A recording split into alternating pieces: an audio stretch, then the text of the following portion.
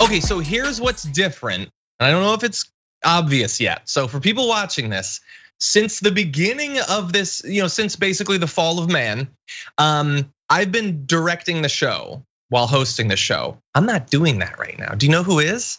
Skip, okay? You may not be able to see Skip or hear Skip, but Skip watches and Skip knows. He is directing this digitally. It's a weird new age that we're in, that Francesca's at her place and I'm at my place. All of our producers, graphics people, editors are at their place. Skip's at his place, but the thing he's directing on is at a separate place, and all of us are being digitally beamed into that place that he then controls from a different location. Dude. It's hacker stuff, okay? Yeah, I was gonna say, if this blows your mind, John, just wait till you learn about TikTok. Oh my God, I was really hoping with TikTok that, like with Vine, I could literally go the entire length of its existence without learning what it was. I won with Vine, but not with TikTok yet. Just wait till another giant company buys it out. It'll be fine. Exactly. Like Microsoft. Yay, they'll surely save us. Yes. You know what I won't stand for? The Chinese stealing my data. You know what I will stand for? Any US company doing that. Or Absolutely. The government. Made in America, all right? Big Brother USA. Exactly. Well, look, everybody, we do have a show with lots of news that we're gonna get to. It's gonna be very exciting. And you know what? Maybe just let's hit the like button. You know what? Let people know the stream's here. It's basically stroking the head of the algorithm a little bit. It likes it, so let's do it. And we have a lot of stuff that we're gonna get to. We're gonna be still reading your comments and your super chats and all of that. I did want to just do one little news update before we launch it. Well, actually two, I'll say. Two updates. One, we were talking about the post office last week. Over the weekend, they cleaned house, a ton of execs. It's not super exciting to talk about for 15 minutes or whatever, but I did want to let you know that the war on the post office is not going well from the post office's point of view. No. Yeah, it's just disastrous. Make some cookies for your postal person. Exactly. Yeah. Do something nice. Like pimp out their tires when they're not looking. Give them some rims if they're allowed to have that, if that's up to code or whatever. But yeah, be extra nice to them, because yes, there is. Apparently, it's not supposed to interfere with the election. Yeah. I'm sorry. So they're just firing everybody. The other news update is Francesca. I'm sure that you already know this because I know that you must watch every Friday. But anyway, on Fridays we had we have our garbage people, and my garbage person was North Paulding High School. For suspending a student who had taken photos of tons of students all gathered not wearing masks, and it made the school look really bad. And the student was very brave to do that, said that she was trying to get in good trouble and all that stuff. It was eventually reversed, but their designation as garbage turns out to have been prescient, because the school is going to be closing down for 2 days after 9 confirmed cases of coronavirus came about. It only took a couple of days before the virus started to spread through that school. Yeah, life comes at you real fast, or in this case, death. Oh God. Maybe. Ugh.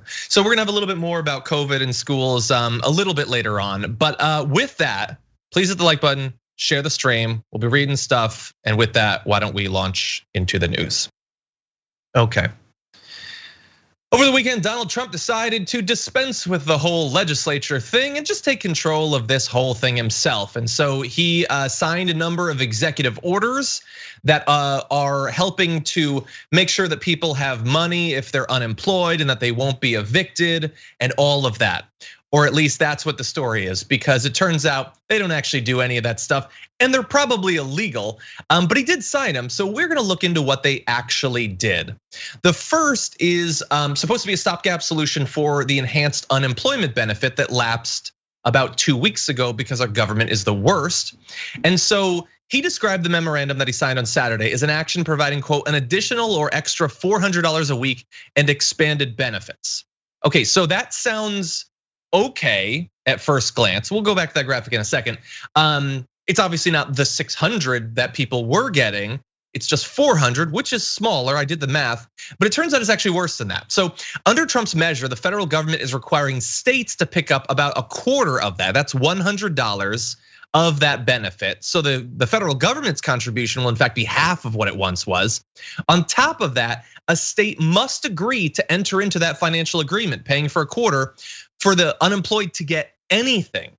And once you bear in mind that many states cannot afford to pay that, or at least are saying that they can't, that means that for many unemployed people, even if this does happen, and we'll talk about why it might not, even if it is legal, they may not be able to get that benefit if their state is so broke that they can't pay the extra $100 a week. So a few holes in this particular one.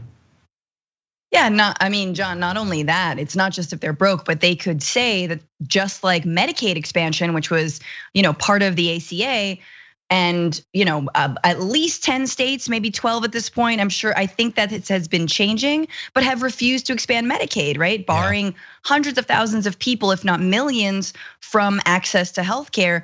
Not because states are broke, but because these Republican legislatures once again don't believe in any kind of support for the most vulnerable, i.e., keep the sick from dying type legislation, or keep people in their homes during an international pandemic, or at this point, pretty much just an American pandemic, really. I mean, other countries got it under control. Props to New Zealand for going more than 100 days without any registered community spread of the virus. To be a sheep in New Zealand. I've always said that. I know you're gonna talk about this, but I think it is very important to understand that this is not a good thing necessarily. It's like, oh great, Congress couldn't come to a decision. Let's give this a bunch of really important measures to the most corrupt administration maybe ever. Cool. Yeah. Remember those stimulus checks sent to dead people? Give it to those guys. They'll be able to handle this. Yeah, and it's good. I'm glad that you pointed that out. The issues with the initial round, and that was the simplified, expedited system designed to be easy to spool up fast and get checks to people, and still took forever. And a lot of people didn't get them, but they did their best, I guess. With this new system, it has the downside of being a new system, which means that right now you're not getting that enhanced unemployment. Even once they actually try to put this into effect, we don't know how many weeks it'll take to be set up or what lag after that people will have before they start getting the checks. You could be half a month or longer of not getting that assistance. And when you have to pay rent, that's important. And we'll be turning to that in just a minute. Additionally, Trump's ability to provide enhanced unemployment and require states to do that. I like the idea that if not the amounts or the distribution, I'm with him in terms of the goal. But legally, apparently people who do law has to do with unemployment. They're saying they have no idea how there's any legal provision for the president to do that through an executive order, not through legislation. So a lot of what we're talking about today will probably end up just being thrown out in court before it can even theoretically help people a little bit. But I did want to play one thing that sort of frustrated me. It gets to the amounts that he's decided on, because remember, he's just coming up with this himself. So hypothetically, he could have done 600 or 900 or whatever. He decided on 400, of which only 300 comes from the government.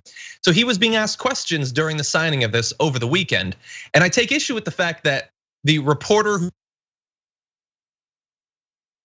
the premise of the question is that he can do this at all. That's not necessarily determined. But take a look at how he responds to a question about the new lower amount of the assistance.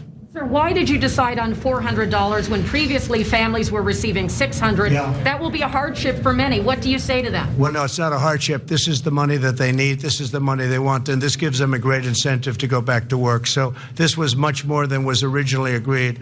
The 600 was a number that was there.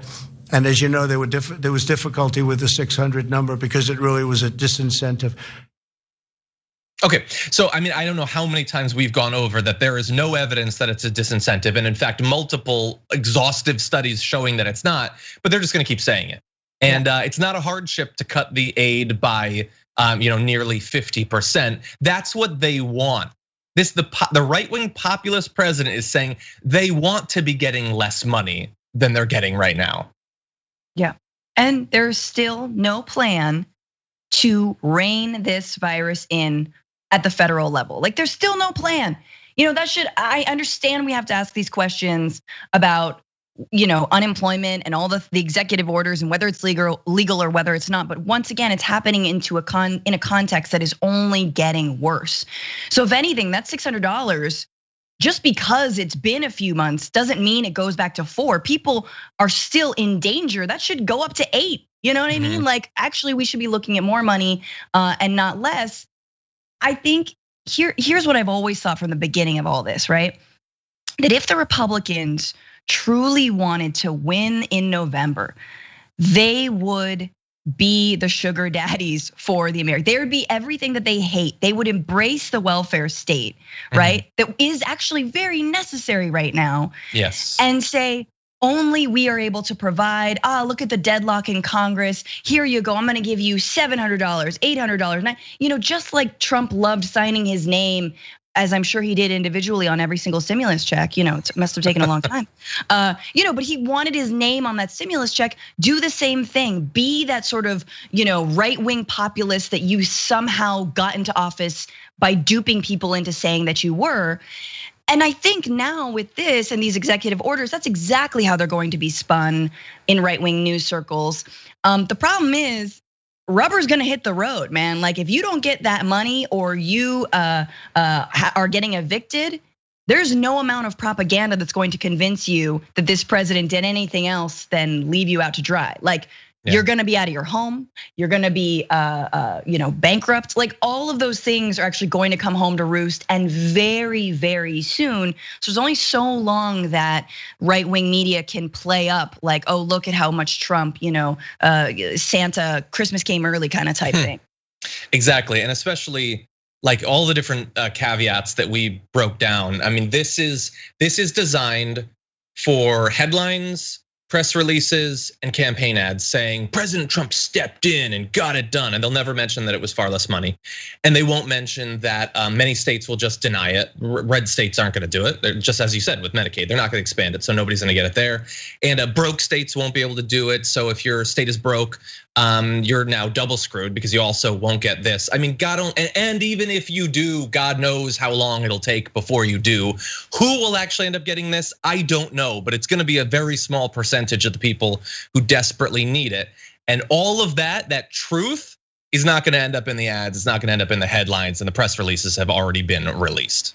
But let's turn now to the second part of this. One of Trump's executive orders of the weekend was to stop the eviction crisis from happening. And thank God, because we've been talking about it now for weeks and months that this is gonna happen. And so many people, once the moratorium lapsed, are gonna be thrown out of their apartments and some are gonna lose their homes. But now we have this executive order, which doesn't actually stop that from happening. But it sounded like it did when he announced it.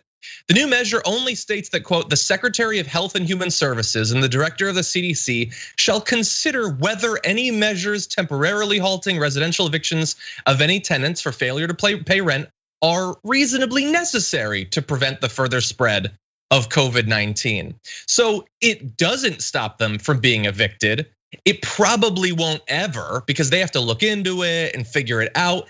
And even the stated goal there is just to stop the spread of COVID from people being evicted, not to stop people from being evicted by the millions. Right. It does literally nothing at this point. Yeah, at this rate, it'll be like, oh, well, we had to quarantine you. Here, come to this tent city. Oops, your home doesn't exist anymore. Well, you had to quarantine anyway. So, hey, what do you want us to do? We're trying to stop a virus and keep people in their tents. Yeah. New tents. Like honestly, at that point, that's essentially what they're saying. They're like, yeah, we'll maybe save your home if we need to, if it helps the health plan that we don't have. Yeah. Remember the health plan was supposed to come in 2 weeks, he said, like 3 weeks ago? Yeah, nobody's even asking about this, and they won't. Okay, so you brought up the tent cities. Well, to establish those tent cities, you're gonna need money. To help out those who will be or could be evicted, you need money, no matter what form the help comes in. So let's turn now to the money that the executive order sets aside to help people. Oh wait, there's none. It doesn't set aside any money. There's no funds because there's no plan, because this is all a sham. It does nothing to stop the eviction crisis from going forward, but it does generate a news cycle that makes it seem as if the president was trying to do that. It's convenient for appearances, not convenient if you can't pay your rent. And because his enhanced unemployment extension also effectively isn't going to reach almost anyone, you're probably gonna face that issue. And so what we're hoping for at this point, I guess, is what we were hoping for before he signed that executive order, that somehow the Senate is going to come to some sort of agreement and actually prioritize it. But this sends a pretty strong signal, I think, from Trump to Senate Republicans that this shouldn't be a priority, that stopping people from being evicted isn't one of his priorities and it shouldn't be one of theirs. Absolutely. And also, the fact that Trump gets to be the fake hero in this sense and not congressional Republicans also says a lot about the party. It says that Trump gets to take the glory and all the Republicans are willing to give him that, of course, because this is the party of Trump and they've hitched their horse to this, I don't know, just sort of sedentary pile of horse, you know what? And that's it. But like, if I'm in Congress and I'm a Republican, there's part of me that's like, no, we should get the glory for striking some kind of deal. Let's like come up with even if it's bad. You can get some Democrats to go along with a bad deal. Come on, but it would save my behind come November. It's gonna save me with my voters and my constituents. But that's not the case here. Once again, we're doing everything we can to overinflate this president, and we'll see what happens. Exactly. There's a couple of others. The one about deferring student loan debt payments. So far, it seems like it will actually do what it's pitched as doing for a couple of months. It doesn't actually cancel or anything like that. And good luck in a few months when you have to pay all that extra money. I don't know how that's gonna happen, but it at least does actually defer it. Another deferral you have is the payroll tax cut. So the payroll tax measure that Trump signed Saturday doesn't actually reduce the payroll taxes. So don't buy that if that's what they're trying to sell you. It defers the due date for the portion of those taxes paid by employees, 6.2% for Social Security and 1.45% for Medicare, until December 31st. So they're pitching it as huge economic stimulus. You know what? It's gonna put more money in workers' pockets. But if you've been paying attention to the beginning of this, you'll know that there's multiple reasons that that's not going to happen. For one thing, you're still almost certainly gonna have to pay that. So you better start saving. You know how much? The amount that they're deferring. So if you spend it now, what are you gonna do come December 31st? And that's if it's even passed on to you, because there's no guarantee the businesses are gonna do that, because the businesses have to pay it at some point. So they're likely, with all of this uncertainty, to just hold on to it anyway. This is such a ridiculous sham. It is this facade of caring, a facade of stepping in and being the strong man. Like the strong man is at least supposed to do things, horrible, terrible things, but he's supposed to do things. This strong man can't even do it. He just says he's doing things and it's not actually there at all. Yeah, I mean, and the point is that they already got their money. Mnuchin, their friends, this administration, all the cronies already got their money. They already got their stimulus. They already got their bailouts. They already got their tax breaks from this crisis. They have made money off of us. That millionaires have become only richer. Let's never forget that. And if anyone tells you that we should put this behind us, because this is not going anywhere, this will continue through November, through the election. We need to come out of this. We're gonna come out of this with a lot of, hey, gotta tighten the purse strings, can't have Medicare for all, can't have a Green New Deal, can't have any of these things that will save people and the planet and keep people in their homes. You can't have an eviction, a moratorium, because then the housing market won't be able to flourish and do all the wonderful things it does, like prey on poor people, right? And make others rich. No. No matter what happens in November, we need a new deal. We need a new deal. We need to approach this from a people-centered perspective. And I also think, man, get these fools to pay back the money that they stole. F that we just have to keep on moving on. Where's the accountability? I wanna know, where did our money actually go? Where did our taxes, where did they actually go? And how can we redirect them? Mnuchin has it. He's handing it out. How much of it? What percent? I have no idea. I mean, come on, at least like Shake Shack for life for all Americans. Exactly. Can you at least do that? Imagine executive order. Everyone eats for free at Shake Shack. Yeah, and we have no idea, and we'll probably never know. I mean, especially look, if he gets reelected, then no, those trillions of dollars are just gone. Forget about it. You're never gonna find out. So anyway, yeah, lots of issues with that, obviously, and I hate the presentation of it as actually caring about any of these, that it has anything to do with coronavirus or the eviction crisis. And it's so stupid too. I mean, sort of a version of what you were saying about if they really wanted to win. I saw a poll that a third of renters can't afford to pay their next rent payment. And now their landlords are going to be legally allowed to evict them. And so they're going to. Oh, yeah. And that is going to happen. Like, you can try to make a good campaign ad, but if millions of people a week are being thrown out of their homes, I feel like that's gonna hurt you in the election, or at least it should. I guess we'll see. I don't know. Apparently you can kill 160,000 people and it cuts you by 2 points maybe. I don't know. But anyway, all these executive orders, it's not just that they don't do anything, and it's not just that they're probably illegal. It's also that it's time here on the Damage Report to do what we always do, which is pointlessly point out hypocrisy. Here's a video mashup of Trump talking about Obama's executive orders. You know, Obama signs his executive orders all day long because he can't get along with anybody. It's not the way it's supposed to work, as you understand. He doesn't work the system. That's why he signs executive orders all the time, because he can't get his own people to go along. So he signs executive orders, and then everybody sues, and you're not supposed to be doing that. He just goes out and signs, like last time, executive orders. In theory, you're supposed to, the old-fashioned way, get everybody into a room and get something that people agree on. The whole concept of executive order, it's not the way the country's supposed to be run. You're supposed to go through Congress and make a deal and go and talk to people and get the guys in there, and whether you're Republican or Democrat, you're supposed to all get together and you're supposed to make a deal. You're supposed to make a deal. So not only did he not get everyone in a room, did he not get the guys together, but he has so failed us that we literally can't get the guys together. They're not allowed to be in a room together. Yeah, it's also just jealousy. Oh my gosh, are you kidding me? Trump not wanting to do the thing that says executive on it. Exactly. Like, if it's executive, he's doing it, he wants to do it.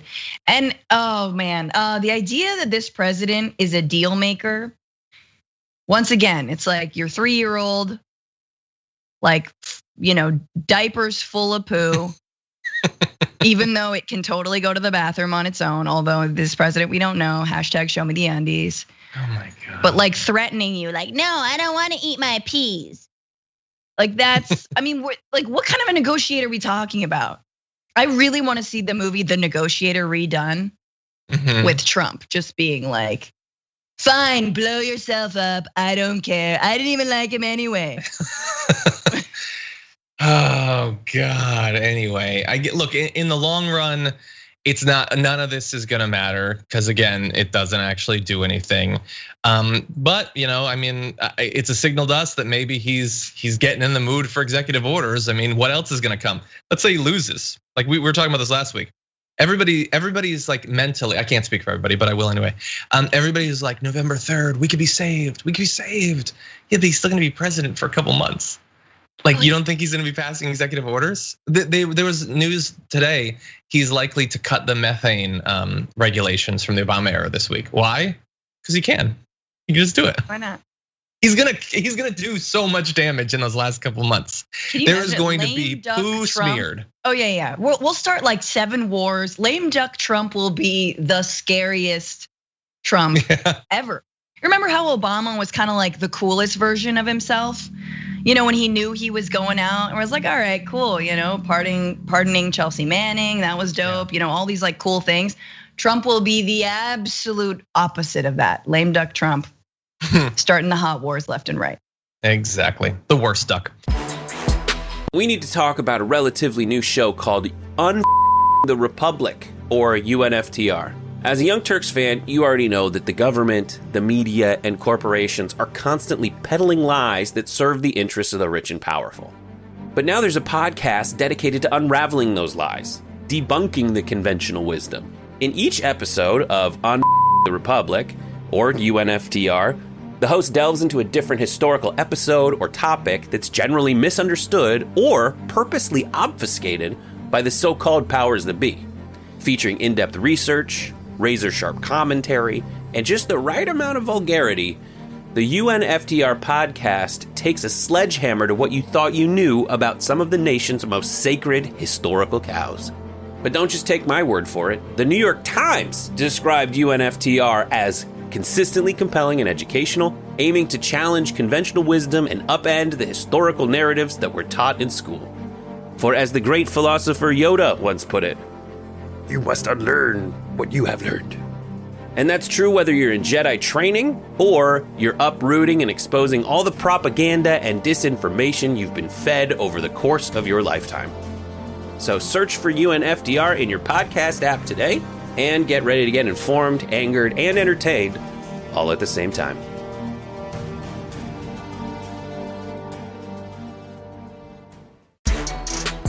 Larry Kudlow is out attempting to sell Trump's executive orders, but he forgot one very important step along the way. Knowing it all, what's in them, even the most basic stuff. He has no idea, basically. But we're gonna go through a few videos, him being interviewed by Dana Bash. First, here he is updating his talk last week about executive orders and what could be done. I want to remind you of something that you said about this kind of move just this past week. Listen. We got to fix and extend the unemployment issue right now. I don't think that can be done administratively. I think that requires an act of Congress. So the whole question of whether there's the money for this to work is one, but what even you yourself said is whether it's even legal. Do you think it is? Well, I'm not the lawyer, and I probably spoke out of turn there because I worked all week with our counsel's office, and they proved to me that we could use the Stafford Emergency Act and that we could repurpose funds to do that. So I probably shouldn't have said that. Yeah, no, you probably shouldn't have. You probably shouldn't have taken any position knowing that the man you work for is Donald Trump, and he the second you take a position, he picks you up and throws you under the bus. But anyway, but the thing is, yes, he's not a lawyer, but he's kind of right. Some of the stuff you can't fix by executive order, that's what makes them illegal. Oh, Kudlow, you're so in over your head, buddy. But there will be a cushy Fox News commentator job waiting for you when you get out of this, or a book, or a best-selling book if you decide to jump ship before November. However it goes down, let's not forget Larry Kudlow. And maybe I've said this before on the show. Praised the invasion of Iraq because the stock market surged. Praised, which many people did, praised the Fukushima Daiichi nuclear disaster because the markets weren't affected. If there is anyone who would give their first, second, and third born to the market gods and sacrifice them, it is Larry Kudlow. He does not care about human life. He only cares about the market, whatever that is truly. Because here's the economy, and the market that Larry Kudlow and all of the Trump cronies care about is this. Yeah, exactly. Yeah, at the top of the exploitive pyramid, that's what they care about. Okay, so here's the thing. Earlier, we tried to explain what, if any, money you might get from the enhanced unemployment benefit. Okay, we did our best to explain it. Now let's see him doing his best trying to explain it. Today, so when will people see their first checks? I don't want to be specific because you might hold me to it, as you should, but I think it's going to be in a couple of weeks, and I think it's going to come to about $1,200 per person. That's a huge wage increase. You keep saying $1,200 per person. Are you talking about in addition to the unemployment that they're already getting? Oh, no. Where does that number come from? That's the payroll. I beg your pardon. The $1,200 will come from the payroll tax deferral. Okay, we're going to get to that. Okay, this, all right, because there's a lot of numbers here, and it's a little confusing. I'm going to get to payroll tax in a minute. Go ahead. It should be $800. I beg your pardon. It should be $800 for the unemployment. 800 or 400? No, it should be $800 If the states step up, we're prepared to match. That should come out $400 federal, $400 states. Okay, we'll move on because I think that's not what the president said, and it's a bit confusing. And I think the fact that it's not entirely known is very telling. Yeah, no, she just gave up and moved on. They never landed on the actual number because he has no idea what is in the executive order.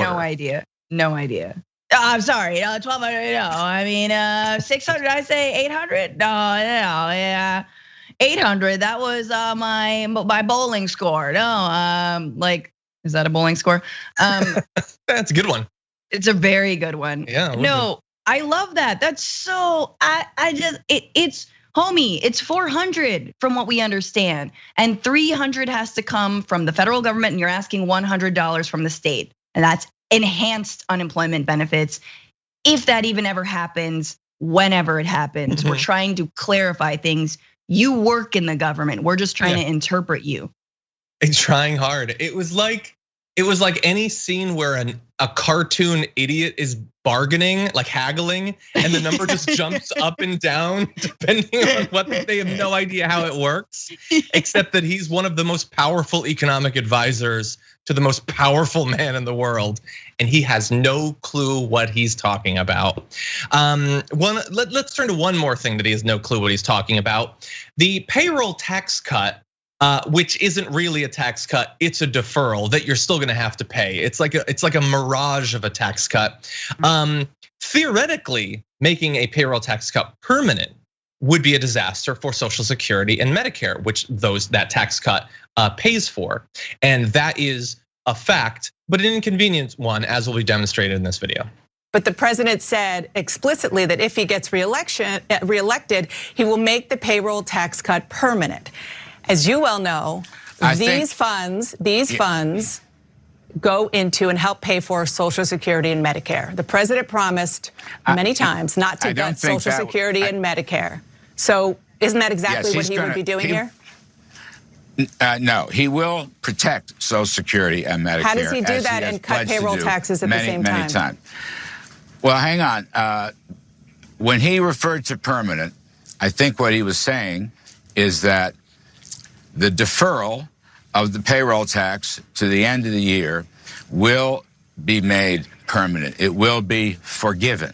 The tax is not going away. We're still going to have the Social Security tax. He said he would do away with it if he gets reelected. It was a new campaign pledge. But I think that he was doing away with it. I believe he was referring to doing away with the payback of the deferral.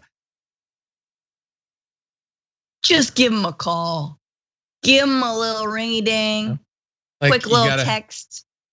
Ref, call the fight. He's dying out there. He's dying. So Shadow's in the chat. Where is it? It says only had tea martinis, sir. Yeah, it's Larry 4 martini lunch Cudlow. Okay, so here's the thing. Because look, it's funny that he's floundering, but it's consequential. Because if they made it permanent, if they got rid of or drastically cut the payroll tax, that would be disastrous for Social Security and Medicare.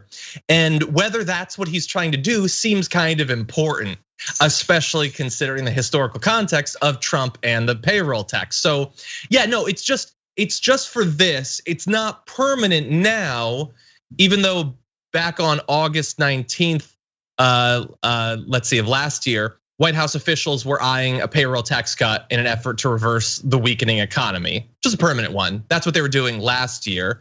March of this year, he said we'll be cutting entitlement programs at a Fox News town hall, and then had to walk it back saying, well, that's not what he really means, even though that's exactly what he said. Of course. And that was March 6th. So March of last year, he had a budget proposal that cut 1.5 trillion from Medicaid, 25 billion from Social Security, 845 billion from Medicare.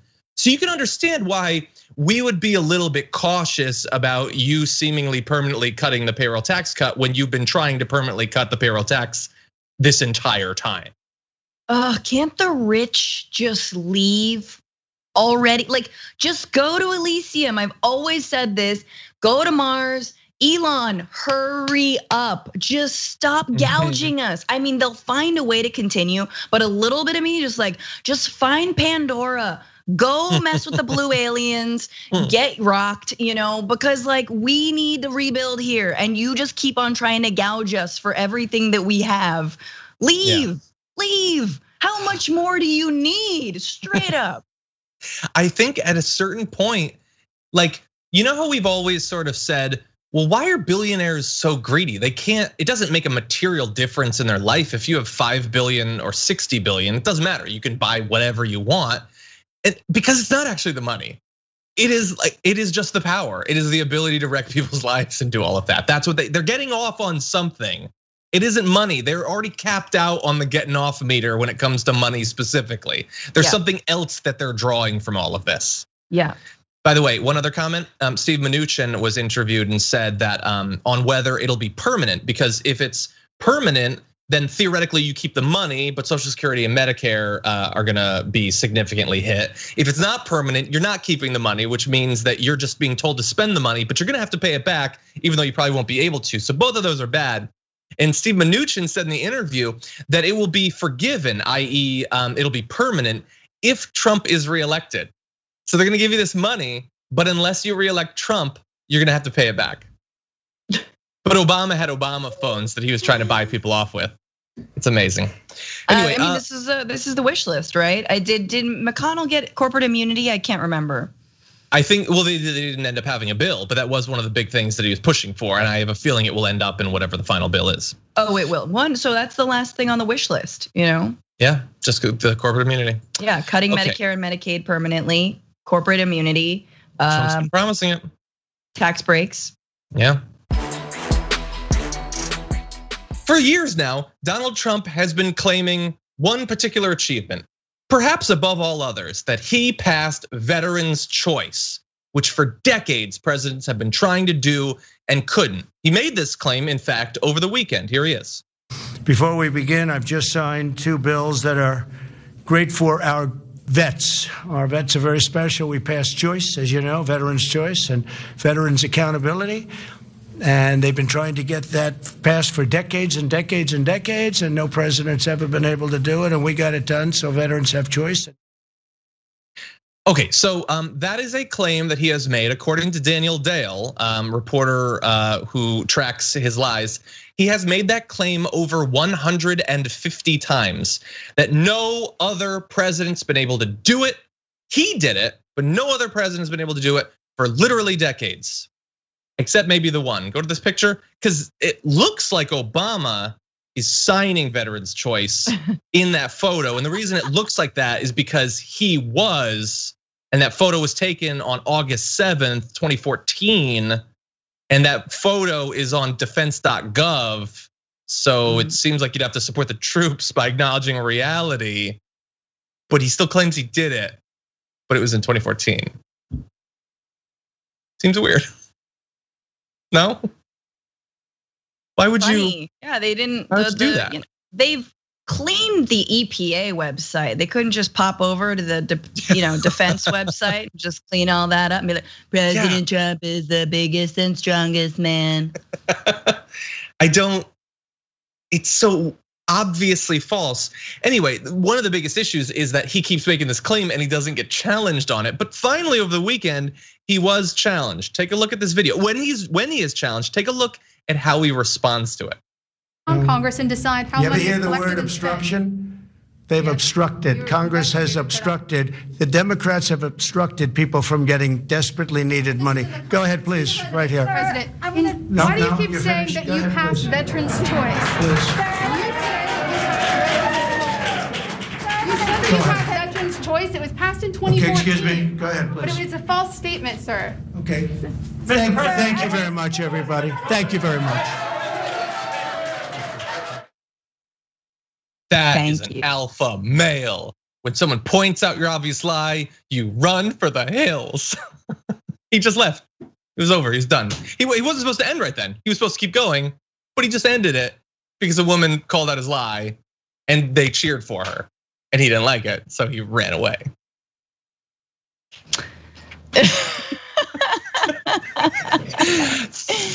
Thank you. I mean, honestly though, like, once again, it's painful to see such a terrible authoritarian and such a terrible right winger. Yeah. And I mean terrible in the like incompetent, and it makes me very scared for, whatever Tom Cotton reincarnate Trumpist, that comes next, because this administration points out sort of all the things not to do. And veterans is such a key one. You could easily trot out veterans, as he does all the time, but do it in a better way. Instead, and I encourage everyone to read this New York Times article that came out about 6 months ago. And it was about how Trump basically handed the VA to 3 of his friends, golf buddies at Mar-a-Lago, to systematically privatize and dismantle the VA. And not to mention all the like drunks and weirdos that have been head of the VA, and like resign in shame. Yeah. Bernie Sanders has been working around veterans' rights for a very long time now. You could have easily just worked with him. You could see, right? Trump comes into office, works with Bernie Sanders. Democrats on the left are like, mouth agape, don't know what to do, right? And Bernie initially was like, look, if he wants to do some good, I might work with him. Well, that disappeared within 2 months. But anyway, all to say, like, he doesn't care about veterans. He never has. All of that is BS. And it's so easy to point out. Yeah, it's as easy as it happened in 2014. You weren't president in 2014. Ergo, bye. You didn't do it unless you've discovered the key to time travel. And if so, claim that, because presidents have been trying to do that for decades and they have actually failed. So if you've done that, then let us know. But anyway, he's trying to like rock and roll this. He's like, have you ever heard rock and roll actually started with the Rolling Stones and Elvis Presley? Who's Muddy Waters? I invented the zipper. No, you didn't, man. It's been around, I think, for at least a few years. Yeah, I just. Like you think Trump knows how to zipper stuff? I don't. I think I think it's all Velcro, dude. The tie, Velcro. Shoes, Velcro. But see, I'm really conflicted, because part of me says he has to use Velcro for easiness. The other part is that the sound of Velcro ripping makes him pee a little bit. So I'm confused about which those are. Well, that's fine with the with the diaper. When that's true. You just pee a little bit, it's fine. Geez. Anyway, yeah, I guess, look, I don't want America to be ruled by a strong man. But like, if we're gonna be, why is he so weak and pathetic? Why, like, America was taken down by the weakest little strong man ever. Yeah. It's both deeply horrifying and sad at the same time. Like, come on, man, get a better dictator. You constantly hear about bias on social media, a specific sort of bias. In fact, it's that they're biased against the right wing. They're shadow banning people and they're trying to stop pages from taking off, and they're like doing fact checks and taking down dangerous coronavirus lies, and how dare they? That's what you hear. But what's actually going on? I want to run you through a few different headlines that are all from like the past week. Okay, this is like a week of actual bias on social media. So the first is on Facebook, where Facebook fired an employee who collected evidence of right-wing pages getting preferential treatment. Now, what form did that come in? A senior engineer collected internal evidence that showed Facebook was giving preferential treatment to prominent conservative accounts to help them remove fact checks from their content. The company responded by removing his post and restricting internal access to the information he cited. On Wednesday, the engineer was then fired, according to internal posts seen by BuzzFeed News. And so not only did they stop the information from being found so that nobody else could report on this, they then fired the guy who found it. And what did he find basically? It was a lot, but a few examples are evidence that strikes against Breitbart and Charlie Kirk were flagged for fast resolution and were resolved without any explanation for why they were expedited or why they were resolved as not being misleading. So when they had lied, it was then immediately sent as fast as possible to be fixed and cleared so that their pages would not be hampered in any way. Mm-hmm. Why? Who knows?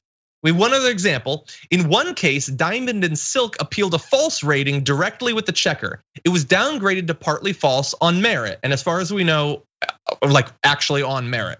But then someone in policy or leadership at Facebook intervened and removed it and a previous rating on their page according to internal convo. So they got a false rating. They were able to expedite it where it was taken down to partly false. And we believe that was what it was actually should have been classified as, partly false. But that wasn't good enough. Somebody in Facebook leadership stripped away the entire reference to them having lied at all to protect them and their ability to monetize and have their posts seen by as many people as possible. It's almost like actual fake news and right-wing lies makes Facebook a hell of a lot of money, and they don't want to take the lies down. Whichever authoritarian it helps get reelected or elected in the first place. It's almost like the business model is misinformation. But that was okay in 2016. I mean, how much damage could it do in 2020? I think like just talk about the invisible man hero. Like hats off to this employee and this engineer who collected all of that information and stuff that we know, and yet Charlie Kirk and all these right wingers continue to whine about how Facebook is, they've got a left wing bias. BS, man. Where has that ever been? Where is the evidence of that ever? Yeah, exactly. And look, the whole, you mentioned the fact that basically their business model is misinformation. So I have an example of them actually fighting back against some of it, but I bring this to you so that you know the scale of the problem, that this could be done in one fell swoop. So Facebook removed hundreds of accounts last Thursday from a foreign troll farm posing as African Americans in support of Donald Trump and QAnon supporters. It also removed hundreds of fake accounts linked to conservative media outlet the Epoch Times that pushed pro-Trump conspiracy theories about coronavirus and protests in the US. And if you're wondering, wait, is it that Epoch Times? The one that played an ad when I checked in on our stream today? Yeah, it's the same one. So they're getting in trouble, but they can still advertise for some reason on my channel. The scale of just their troll farm, it was 303 Facebook accounts, 181 pages, 44 Facebook groups, and 31 Instagram accounts, which were followed by more than 2 million people across the two services. That was what was taken out on Thursday. What still exists? I don't know. What'll be put back up once the troll farm relocates to a different part of, let's see, Romania, apparently. Yeah, they had names like Black People Vote for Trump, and on Facebook we had We Love Our President. Yeah, it was just computers in Romania. And how long had they lasted? I don't know. How many people did they influence? I don't know, but they're followed by literally millions of people. Yeah, it's 2016 all over again. It's only gonna get worse. Sadly, y'all, it's very, very scary. But Macedonian and Romanian teenagers are getting them Rolexes. They are blinged out. Good for them. Get yours. But obviously, everyone needs to right now, after this stream, call your mom and dad and make sure that they sign out of Facebook. All right, just say you're doing some technical support and be like, hey, yeah, go to the upper right-hand corner. Click your name. Yeah, and then go down to sign out. Cool. And now go to block from your preferences and Facebook.com. Do not allow boomers onto Facebook. All right, this is fundamental. Yeah. So that was a little bit of just Facebook over 1 week. Let's talk about Instagram. According to an investigation from the Tech Transparency Project, since at least June, searches for Biden-related content returned hashtags with counter messaging, while searches for Trump-related content did not return any hashtags at all. Instagram has since disabled its related hashtags feature, which algorithmically suggests content relevant to a user's search, calling the discrepancy a technical error. Further investigation from BuzzFeed found that until recently, searching for hashtag Joe Biden on Instagram would return results for hashtag Trump 2020 landslide and hashtag Democrats destroy America alongside pro-Biden messaging. Meanwhile, a similar search for Donald Trump did not return related hashtags. So according to Instagram, it was just a bug, whoops, that for months, it was working one way against the Democrats, but for Trump, no counter messaging. Weird how that bug just happened to be there for months and affect countless searches. Yeah, I mean, look, if Trump gets 40 more years or whatever, however long he lives after this, if he is reelected or doesn't leave office, I think you will see a sort of unification of Zuckerberg and Trump. It'll be Zucker Trump. It'll be China's, security state, like surveillance state times 100. And more and more, and maybe the same with Bezos, but like this is the thing, like I don't know what's up with Zuckerberg. I don't know, like we all know that yes, YouTube, Google profits off of hate speech. They have like radicalized everyone's parents because of all the suggested videos that suddenly your dad's like, well, maybe the earth is flat, that kind of stuff.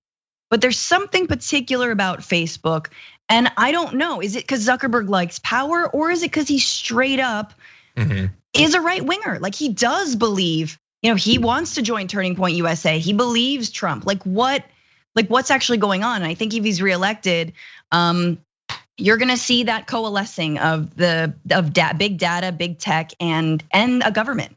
Yeah. I mean, look, they want to claim that in 2016 it was all just we were unready for this. Well, you've had 4 years. And it seems kind of worse. I mean, again, Instagram and Facebook are together. Yeah, they removed from some troll farms, but they're still largely allowing him to lie in his ads, despite it continually being pointed out, and they're benefiting financially from it.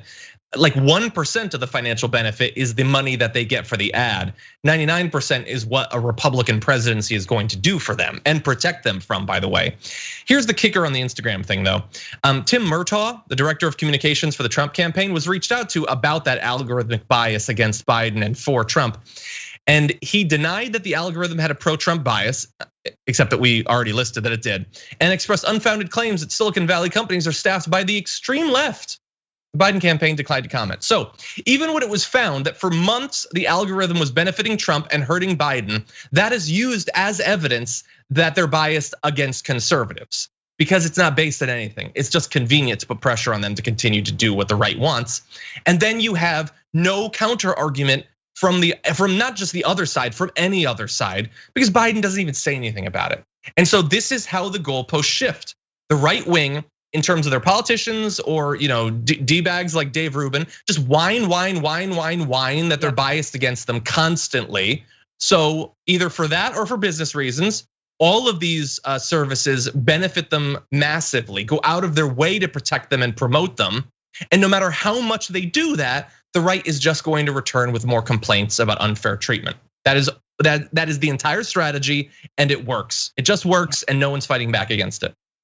Yeah, and I will say on the other side, if Biden is elected, and no matter what, just the goal of all of us is to not be this, a ping pong ball between big tech, either from China or from the US or from wherever, right? Like we need net neutrality. We need all those antitrust laws to actually be enacted, not just investigations. Absolutely, the democratization of the internet and the democratization of tech is fundamental to democracy as a whole. So, you've seen Warren, actually, Senator Elizabeth Warren, lay out some of that. But we need to be very clear-headed, even as users, about what the ultimate goal is, and that it's not just giant, fossil fuel industry or authoritarians in Trump's White House, but it is tech, and that goes both ways. They donate to Democrats too. They donate to Republicans. There is a very much a consensus around big tech, and so let's not lose sight of where we need to actually go with reining them in. Everyone is waiting for the next big development in the presidential race, and that is who will be Joe Biden's VP pick. We don't know for sure. We're gonna discuss. Before that, I wanna show you a bit of Corey Lewandowski on Jeanine Pirro's show, talking about the fact that it is likely that Joe Biden is going to pick a woman. Look at how they spin that possible choice. If you look at what he's done for the community, yes, but you know what, Corey? I mean, in the end, how do you separate people like that? I mean, it's antithetical to everything we're talking about today, isn't it? Well, it is, Judge, but look at Joe Biden as he's trying to select a vice presidential candidate. His only criteria for a vice presidential candidate is gender, not the best person for the job. He's basically said, look, we're going to go back to the 1920s. I'm going to pick persons only based on their gender. It's outrageous. It's insulting to women. It's insulting to men. But he gets a pass on that because he takes votes for granted. Yeah, we're going back to the 1920s where all the political positions were given to women.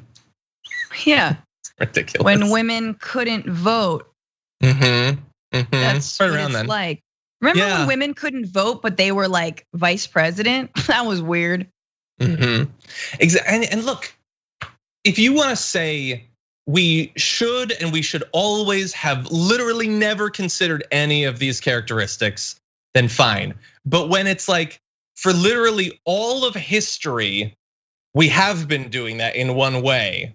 And someone's like, well, like maybe we could balance it literally once in the other direction. Well, come on, that's not fair. Well, okay, Corey, were you complaining about all the men? Like, I don't think you were. I think you liked it for the entirety of your life and for generations before it. It's just so fake, the attempt to rewrite history, constantly rewriting it. Oh no, yeah, but like, I'm so sick of everything. but oh God, I mean, but if it's a woman in the Trump administration, right? If first of all, gotta be hot, be hot, sleeveless only sleeveless, blonde preferably, so hot, so wonderful. And if you say anything about that, ooh, you're such a sexist, ooh, you're so sexist, and she's so fragile, and look at her, and you've offended her, and she is really doing something for women's rights in the year 2020 by wearing the shortest skirt possible. Like, exactly. It's the right when it comes to feminism, it's so rich. I love their hypocrisy around feminism and their lack of understanding. The Tommy Lauren like feminism fell down a bunch of stairs like ideology, and only works in their favor whenever you like just talk about merit and you're just like, yeah, but you're a terrible person. Like, yeah, but they're a woman. Yeah, it's frustrated the whole thing. Look, when she gets chosen or whoever gets chosen, and it's likely to be a woman, it's gonna be a disaster, but that's not gonna be why. That's not gonna be in the top 10 reasons why. It's gonna be a disaster because of who he's gonna choose, what they're gonna do. But we have to bear in mind through all of this that it's the VP, which is largely irrelevant.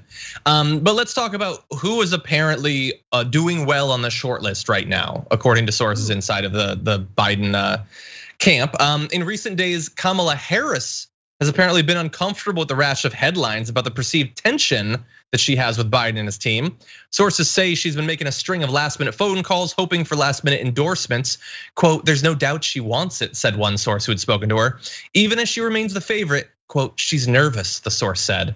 So most of these lists, and I generally have tried to avoid looking at any of these because he's not gonna pick somebody that I'm gonna like. So are saying that she's still considered the #1 choice, probably. Who will he ask to the dance? Who will it be? Who's gonna get the rose? Kamala wants it. Of all the people who want it the hardest, Kamala wants it the hardest. She does. I mean, she's making calls. She's making those calls. She really is. And I would argue that the vice president really does matter in this case, John. I mean, Biden will serve a solid 4 months. Yeah. Oh my God. And he rode a bike, man. He rode that bike. Did you see it? It's good. It's as good as I am on a bike. Oh, yes, I am terrible on a bike. I was looking at him and I was like, wow, how does he do that? Don't you live in kind of the area where you're contractually obligated to either ride a bike or have handlebar mustaches? Dude, I will grow a handlebar mustache before I can ride a bike. Well. Let's see it. So anyway, yes, so he's older, so that might make it matter. Honestly, the thing is, I could list my top 10 or 20 choices and he's not considering any of those. Of the ones he's considering, that I consider that he might even be theoretically considering really, like honestly, she's probably about as good as any of the ones that he's actually likely to choose. God, this whole process is frustrating. So let's move ahead to Susan Rice. Apparently, Biden confidants say that she's still high on the list because of Biden's close relationship with her. Quote, he knows exactly what he's getting with Susan. Yeah, but so do we. which seems like an issue. Why would Susan Rice be in the top 50? Why? Just because he served in the administration? It seems so needless. What is she adding? Who is she bringing in? Yeah, I mean, Susan Rice doesn't seem like a strong choice to me. Also, there's some, but there's very little name recognition in comparison to someone like Kamala Harris or Elizabeth Warren. Yeah. But yeah, I don't know. I think it's just a return back to Obama completely. But like, you've already got that with Biden, so I don't see the need to have Susan Rice up there. Exactly. Like, you're already, like, Biden is a return of the Obama era foreign policy. You don't need other relics of the Obama era foreign policy team. God, where's Kerry? Let's get Kerry in there as VP. As we've been talking about, they're sending the kids back to school and the kids are getting sick. North Paulding High already has to shut down because of coronavirus. And we knew this was going to happen because we actually listened to the experts who said that, yes, the kids tend to have less symptoms, but it's still really dangerous. This has been out there. Everybody should know it, but many people, even in media, still haven't gotten the lesson. I wanna show you a video from Fox and Friends. And this is Ainsley Earhart, shocked to find out that kids can get coronavirus. We're all worried about sending our kids back to school. What is that going to look like for our country and for our elderly grandparents and things like that? 97,000 kids have tested positive. That was such a shock to me because I had heard kids really don't get it. If they do, they're all going to be okay. Do you know any details about that percentage of kids that did get it? Are they all doing okay? Do you have any deaths? I don't know about the mortality and the morbidity right now in that group. That was just in 2 weeks. So about 100,000 new cases in pediatric kids just in 2 weeks. And I can guarantee you that number is actually much higher. We don't really test kids that often. They're usually asymptomatic. They have very mild symptoms, but they're still shedding this virus.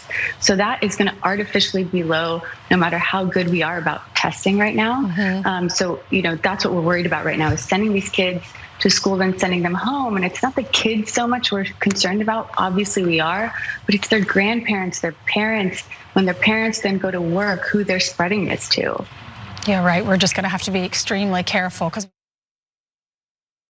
Yeah, maybe we should. Maybe we should have in making the decision to send them back to school. So I'm gonna take us back a little bit in a sec. I wanna give you a chance to respond there to Ainsley Earhart being shocked at this number. 97,000, that was just in the last 2 weeks, by the way.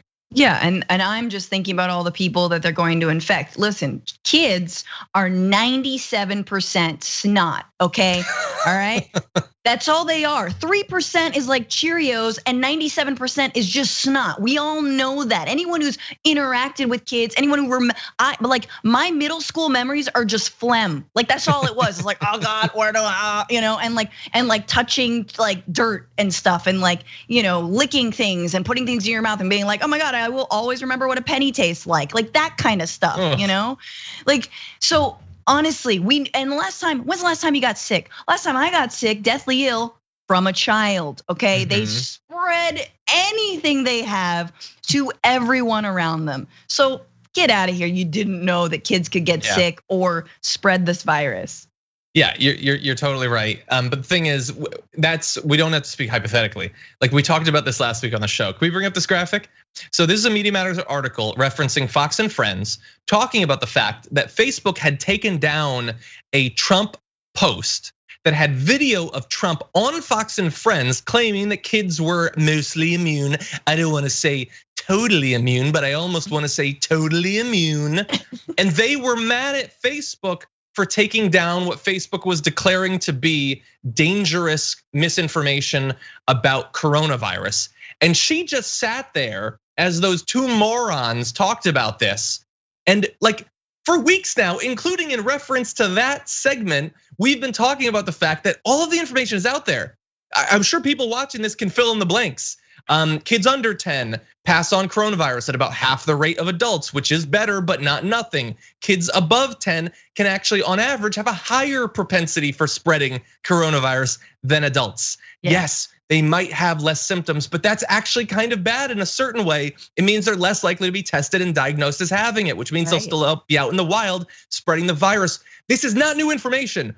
All of it was there. Ainsley Earhardt had access to it. She either didn't choose to learn about this or she rejected the information. So when she ends her little video there saying we need to be extremely careful, no, you should have been extremely careful using your incredibly powerful platform in media to misinform people about something that's gonna get kids and their families sick and killed. And she's been doing that. She's been an active participant in that narrative being spread for a couple of months now because it's politically convenient to the president, or at least he perceives that it is. And so she doesn't get to claim that, oh yeah, no, I just didn't know. And now we definitely have to be careful. Okay, well, we're gonna be watching you. Let's see the next couple times you talk about kids and coronavirus, if you acknowledge the fact that they're getting sick and they're spreading the virus. Yeah, exactly. Listen, Ainsley, you're not a lifestyle blogger, okay? You are on the most watched news network in the country. You don't get to sit back and just be like, oh my gosh, I had no idea. Wow, that's really scary. Like, no, you've got a job to do. Like, as a journalist, isn't that just embarrassing just to watch that and be like, whoa, like the cringe of having to admit that you misled your audience into thinking that children couldn't like contract or spread coronavirus. Yeah. Anyway, yeah, and more kids are going back to school, and that story about North Paulding, having to shut down, like that's just one that we're focusing on. But God only knows how many outbreaks are going to be in schools around the country, and how many other people they're going to give it to. I expect that the numbers are probably going to go down nationally a little bit, because what tends to happen is things improve, which makes people complacent, which means that in a couple weeks the cases are going to go up. The media, including us, are gonna notice that. We're gonna freak out about it. People are gonna start paying attention, so they're gonna be more careful, so cases will start going down. And then people will become complacent and cases will start going up. This is human nature, and that's what we're seeing, okay? Or I should say American nature, because they figured it out in virtually every other country. We just can't. And now we're infecting our kids with it too. Very excited to welcome our next guest to the show, actress and singer Peppermint. Welcome to the Damage Report. Hello, thanks for having me. Very glad to have you on. You came very highly recommended a couple of weeks ago by one of our previous guests, Bob the Drag Queen. So we're very excited to talk to you about some of what you've been up to. And it appears that despite the fact that it's a pandemic and people can't really go anywhere, you've been up to a lot over the past few months. Is it fair to say that? I think it's fair, all things considered. That's like the t-shirt, right, that we're using for 2020. Exactly. So let's quickly run through just a little bit. So you're very active in a number of different circles, but just since the pandemic began, you recruited your castmates from head over heels to help raise funds for the Ali Forney Center. You're doing a virtual college speaking tour with Sasha Velour. You recently hosted the first Black Queer Town Hall with Bob the Drag Queen, and to top it off, you have a new album that is coming out next month. And I know that like everybody, like it's sort of a thing where we compete to say how little we're getting done during the pandemic, but I try to make sure that I get dressed each day. So congratulations on what you've been able to accomplish. Tell us about a few of these events. Yeah, getting dressed is still actually a challenge for me. I won't pan down. But yeah, this is all of those things are things that it's always great to kind of look back in retrospect and be like, wow, I have been busy over the past few months. But of course, at the beginning of the pandemic, I was pretty much sitting around watching Tiger King like everybody else. Yep. And in terms of, I think one thing that's really unique about this moment in time, the pandemic, and sitting, everyone being sort of on lockdown at one point or another, is it really provided time for us to have conversations and witness certain aspects about our society that have always existed. And so when you're stuck at home and you have nothing to do but look at the internet and social media and things that are coming in, when the messages that are coming through are people being killed and beaten and murdered by the police and all this injustice, then most of us have wanted to do something about it, which is why I think the Black Lives Matter movement is credited as being one of the largest movements in American history.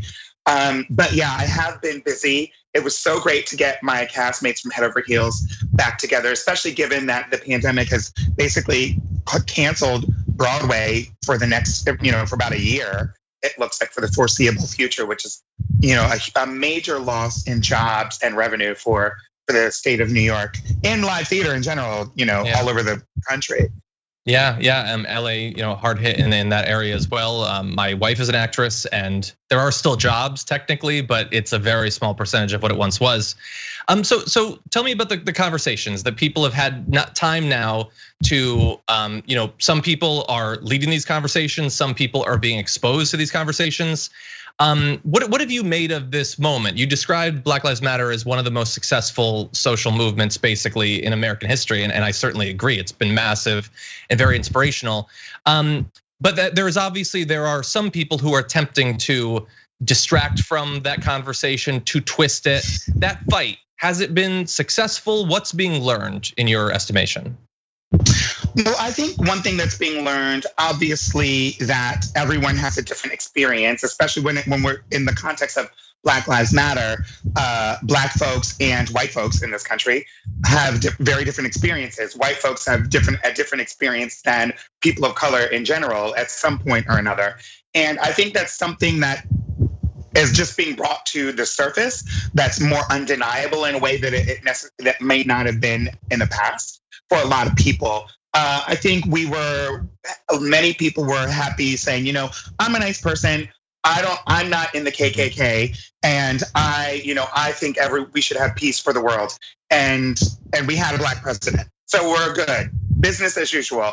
But I think people are starting to see the systems for what they are, the systems of oppression, racism, misogyny, sexism, and then all of the subsystems like the phobias, the transphobia, the homophobia, colorism, which is a sort of racism that exists within certain communities of color.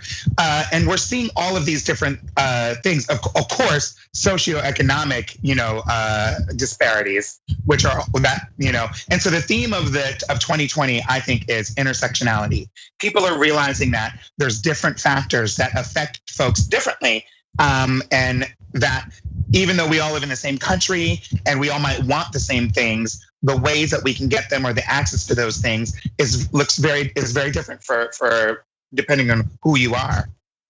Yeah, and I've been glad to see that while there's this overarching conversation, but that it's many different groups, many different individuals, and that there has been room for conversations about some of the more specific areas dialed in that you mentioned, and one of them that I've seen, especially earlier on in the movement, was an acknowledgement that Black people are being killed, but Black trans people are also being killed at even higher rates. And 2020 is on track to be the deadliest year yet for the transgender community, despite the fact that people can't really go anywhere. Still incredibly dangerous. Yeah, that was one of the things that was really interesting that we were able to see at the beginning of the pandemic, at least hearing stories that, nature was sort of rebounding from the effects of climate control, which is something I'm hoping everyone was happy to hear, because of the impact of people was less on our environment. But to kind of juxtapose that, very early on in the pandemic and in the lockdown, there were murders. There had been continuous murders of Black trans women and trans women of color and white trans women, in general. Hearing that there's people who've been like murdered in a, left decapitated, dismembered, put in a box and dumped into the river, or a suitcase and dumped into the river, all during the pandemic, really highlighted that we can't even be protected in our own communities if we're at home or wherever we are. And I was hopeful that people would respond to these stories the same way that people have responded to seeing the horrible video of George Floyd, Ahmaud Arbery, and hearing the stories like Breonna Taylor. But I think two things have occurred to me, which is not a surprise, but seem to maintain that despite our Blackness, our feminist, our femaleness, our womanness puts us in a position where we seem to be less worthy of this attention from public. Breonna Taylor, we're still trying to figure out why can't. I know we've been talking about it. What's up? And I think that the fact that this was a woman is a factor in the situation in terms of the outcry, the outrage, and all of that. And for Black trans women and murdered trans women in general, Where's the outcry? Where's the rage? What we get in place of the rage, the general rage outcry, is not only a complacency, but people looking at the videos that do surface of seeing trans women being beaten up by a group of people like we saw in Texas last year. Ayanna Dior, which we saw during the pandemic in Minneapolis, the same city as George Floyd, being beaten up. Luckily, she wasn't murdered, but people were sharing this around and kind of making comments and laughing at it. And so it just shows that there's a lot more work to be done. And I think that the pandemic, of all of the horrible things that the pandemic has delivered to us, has just highlighted the importance of that. And I'm determined to really continue that conversation so that as we continue to talk about Black Lives Matter, which I won't stop talking about, then we will also continue to talk about the trans lives that are being taken in the wake of all of that. We saw something that you had said in an interview about what you would want out of people who want to be, stand in solidarity with the trans community. You said that you wanted them to be accomplices rather than allies. So what do you mean by that? Well, I think, again, one of the things that we were able to see is a lot of people becoming emotionally moved naturally by seeing these videos and images of these unarmed Black men being murdered by the police. And that's important. I think that's the first step, is people being able to identify with that, having that resonate with people. We want people to see us as human, people that are worthy of life and all the other and equality. But we need more than that, because I think that most people of this day and age, I think there's plenty of people in this day and age who would agree that someone innocent shouldn't be killed. But the story is bigger than that. It's not just one person being shot. It's sad when one person dies, and it's a terrible injustice. And for a lot of people, that's as much as they're willing to put into it. But in order for this movement to really work, it can't only be Black people recognizing that they need more, that we want change, and we're marching in the street. We definitely need the people who benefit from the systems that are in place. And when I'm talking about the systems, again, I'm talking about the systems of racism and the patriarchy. Those are the two things that exist, the two strong systems, and they are insidiously ingrained in everything. Our economy, the workplace, how we hire, how we fire, how much people get paid, what jobs they hold, the access to housing, what happens in education, not only in how people are treated in schools, but also if you look at the history books, what stories are told, what stories are not told. This is all a part of these systems that affects everything. And so what we want to do is we need the people who benefit from those systems, men and white folks, we're not going to be able to dismantle the patriarchy. We're not going to be able to really address sexism and misogyny without men taking part in that. It's impossible. It can't just be women trying to, the people who are not in power cannot take the power unless people who are in power participate. That's just the way, the differential, that's how it works. And the same with racism.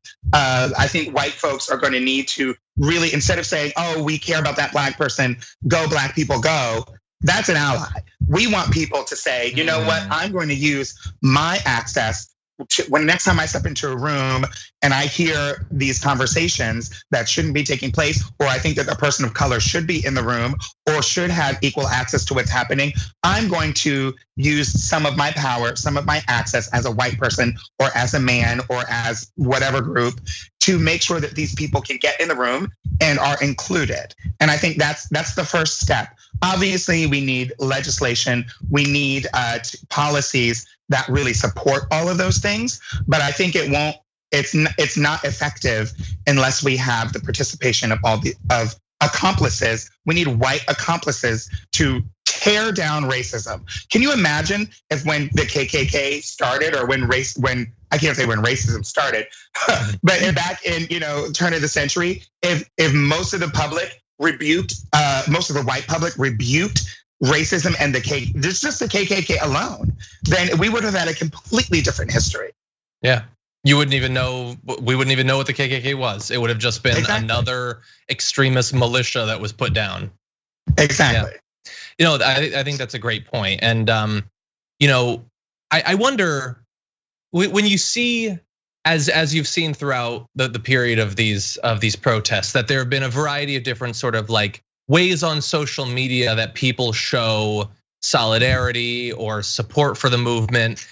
And I know a lot of people respond to that by saying, well, it kind of feels like a lot of people, that's what they do, is they do that thing and then that they're good. They put a black block on Instagram, or if they're a mayor, maybe they paint Black Lives Matter on a street, but then that's it. They're not an accomplice past that. Do you feel the same thing? Do you think that there's still a place for people doing this sort of public show of support? Or do you worry that it might sort of get people to just be satisfied that they've done something now? Well, I think, nothing's perfect, and we're always in danger of a sincere message turning into a sort of platitude. But, these things are necessary. I think everyone should move up 1 or 2 or 3 levels from wherever they previously were. And so if everyone is moved into some sort of action, then that's good. Is painting a sign going to be enough? No. Is changing an Instagram picture going to end racism? I wish.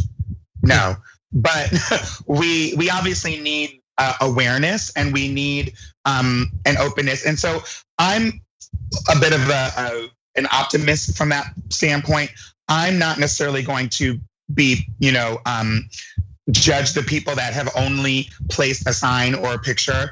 I'm going to take that as that person is signaling that they are ready to be brought into where they need to be brought. Yeah, that seems like a good way to look at it. I want to ask you one last question, changing gears fairly significantly. We mentioned a few of the different things, exactly, a few of the different things that you've been involved in over the past few months. I did find a reference on your Twitter account to an event that you just did, I believe this last Saturday, where you appeared on a Twitch stream with Bob the Drag Queen to play video games for charity, and it said on the post that you don't play games. So I'm just curious, how did it go? Horrible really? For me.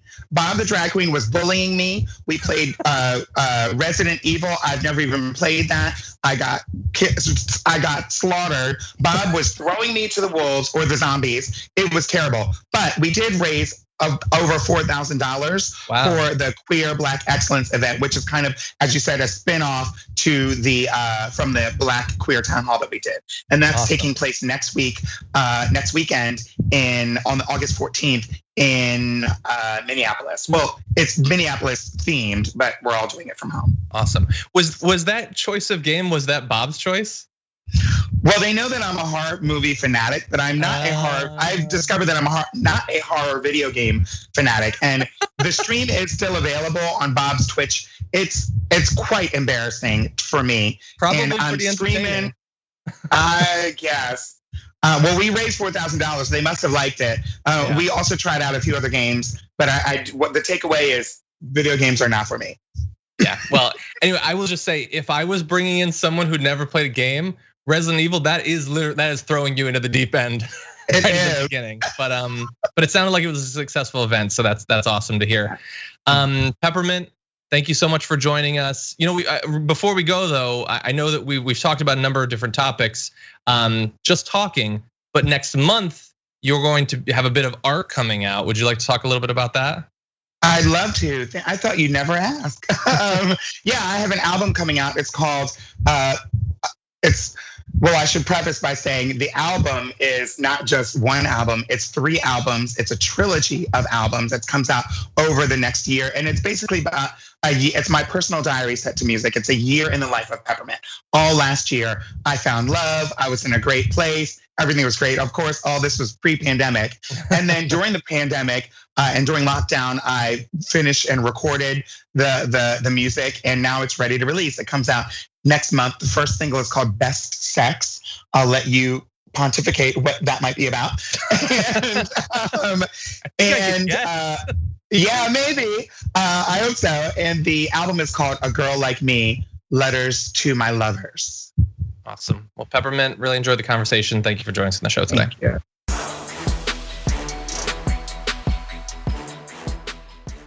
Thanks for listening to the full episode of The Damage Report. Support our work, listen ad-free, access members-only bonus content, and more by subscribing to Apple Podcasts at apple.co/TYT. I'm your host, John Adarola. I'll see you soon.